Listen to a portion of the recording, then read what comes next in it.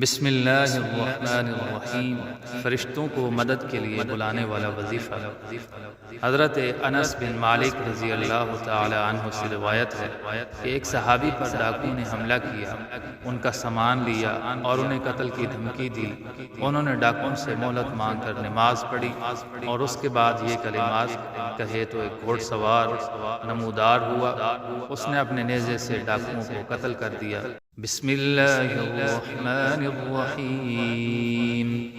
یا ودود یا ذا العرش المجید یا فعال لما يريد أسألك بعزتك التي لا ترام وملكك الذي لا يصام وبنورك الذي ملأ أركان عرشك أن تكفيني شر هذا اللص يا مغيث أغثني۔